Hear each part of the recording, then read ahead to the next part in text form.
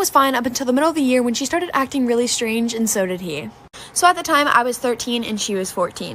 And I'm pretty sure my teacher was in his mid-20s or 30s. So basically, she's the type of girl who literally hates school and would do anything to get out of class. Then I noticed her getting early to class and not leaving until everybody else left. Then I started paying a little more attention, and he would always walk by her desk and slip her notes and candy and just weird stuff, and it was really, really strange to me. He also moved to her desk right next to his, which his was all the way in the back left corner of the classroom. He would also always make jokes with her, which I didn't really understand until I found out they were sleeping together. So on Friday, my mom messaged her parents asking if they could pick me up Monday because my parents were going out of town that weekend and I hated riding the bus. Well, I'm guessing she didn't know that I was going home with her Monday. So that Monday, I got into her mom's car and I asked her mom where she was. Her mom said that she was failing math and her math teacher offered to tutor her. This teacher was also brand new. I'm running out of time, so for part 2. Here's part 2 of how I found out my best friend was sleeping with our teacher. So continuing on with the story, I told her mom that I've never seen him tutor somebody before. Plus, she told me her grades were sky high in that class.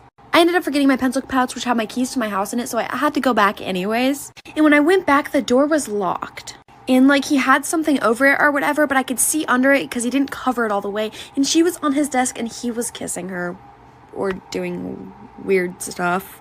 I knew her mom wouldn't believe me if I told her what I saw, so I just told her it was an emergency and she was in trouble. So we booked it back to the classroom, and at first we didn't see them, and then she seen a foot come from beside the desk. Mind you, we're peeking under it, so we couldn't really see much.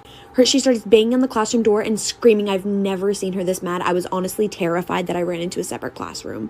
The teacher, to this day, I'm pretty sure he's still in jail, and she is still homeschooled and grounded with no phone. We found out that he was married with 4 kids. Well, was married.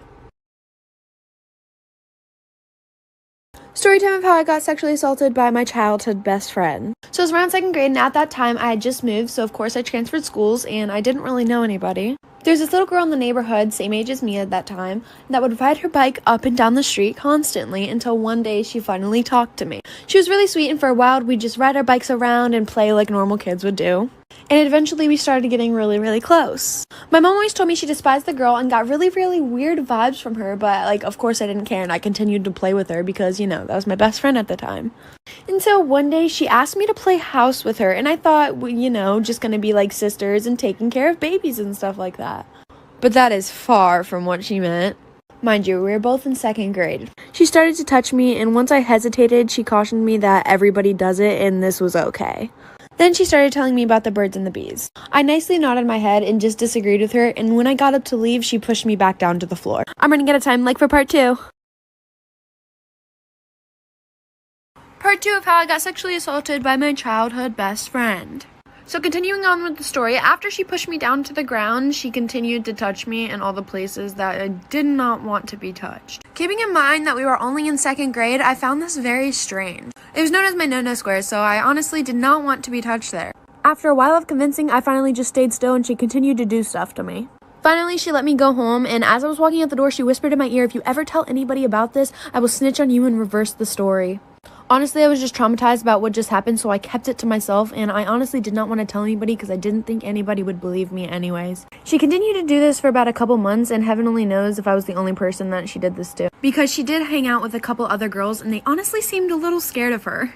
Anyways, to this day, she still sends me pictures of us from when we were children, acting like nothing ever happened. I don't know if there was something going on with her that I did not know, but to this day, it honestly still traumatizes me that a 2nd grader could do something like that.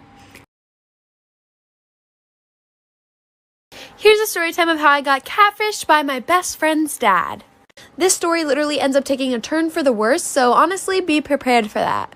So it was around 6th grade and I had just moved schools, and I put on my Snapchat story, swipe up to be friends, because I didn't really know anybody around me, so I kind of had no friends. So this one dude swipes up and he's like, hey, you're really cute, we should talk more. And I was like, aw, thanks, what you look like? He sends me a couple pictures of himself and he was so hot. So I was like, yes, let's talk more. So we start snapping so much that within a couple hours, he was #1 on my best friends list. He would never show his entire face. He would always show his jawline and stuff like that.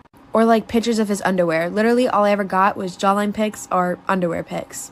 I literally got so comfortable with this dude, I told him stuff that nobody else knew. I told him I loved him and that I was catching feelings. A couple days later, I stayed the night at my best friend's house. She had softball practice, so I stayed at the house with her dad. Once we get back to her house, after dropping her off at softball practice, he said he had a big surprise for me. I'm running out of time, for part 2. Here's part 2 on how I got catfished by my best friend's dad. Continuing on with the story, my dumb self didn't really think anything of it, so I followed him to his room. He closed the door behind me and he told me to be quiet. I was like, okay, what is this surprise that you have for me? He pulled out his phone and he showed me his Snapchat. And it was the Snap account that I have been snapping for the past couple of weeks. And the same guy that I confessed my love for. Mind you, I'm pretty sure her dad was in his mid-40s at the time. And I was only 12. He told me to give him my phone because I needed to be punished for my actions, so I did. I only did because I was honestly terrified and I had no idea what else to do. He told me since I told him I loved him, I needed to show him that I loved him. And he starts to take his pants off. I turn around and I run out the room and out the house. My house was only a couple houses down, so I ran all the way down to my house and told my mom everything that happened. I don't know if she really believed me, but he ended up convincing us not to press any charges against him. And I was never allowed to see my best friend nor him ever again. P.S. I never got my phone back and we had to move again. Story time. Okay, so there was this one teacher in middle school that nobody ever really liked. She always woke up on the wrong side of the bed. So this one girl that she picked on in particularly, literally her phone would be in her back pocket and she'd send it to the office because you could see it. And it was out when it was just in her back pocket. Or like one day the teacher told her that she could put her head down because she didn't feel good. And then she called on her and then like her head was down and she sent her to the office saying that she wasn't listening and being disrespectful when literally she didn't even do anything wrong. So she decided that when the teacher was not looking, she put a whole bunch of this super glue, I think. I don't really remember what glue it was, all over the teacher's chair. So when she sat down, it literally stuck to her pants. The back of her pants ripped off, and I think she had to go to the hospital or ER because of the chemical reaction her skin had with the glue. And literally nobody ever snitched on her because nobody really liked that teacher and knew how evil that teacher was. Nobody snitched on her, so the teacher ended up not working there anymore and actually quit because of that. And I'd do it again. Here's a story time of how me and my sisters almost got kidnapped. So my mom and her boyfriend were just going to go out and have a night to themselves, and I was home watching my 2 little sisters. At the time, I was 13, my 2 little sisters were 9 and 6. So around 6 p.m., my mom and her boyfriend leave. Me and my sisters just sit down and watch a movie, and then I get up to make them dinner. I get paranoid really easily, and while I was making them dinner, I look out the kitchen window, and I thought I seen somebody in the backyard. I text my mom and she gets on the cameras that are outside and she said nobody was out there. I continue making them dinner, we sit down and eat, and then we start watching another movie. Then we start hearing knocking. It wasn't coming from any of the doors, it was coming from the side of the house. I didn't want to bother my mom on her one night out, so I just took the kids and we went upstairs and watched a movie in my room. My 6-year-old sister at the time went to the bathroom and she came back in literal tears. She was literally crying so hard until I finally got her to stop and tell me what was wrong. She said as she was walking back from the bathroom, she seen somebody downstairs. I quietly lock my door and I put my sisters in the closet and I call my mom right away. I'm running out of time, like for part 2.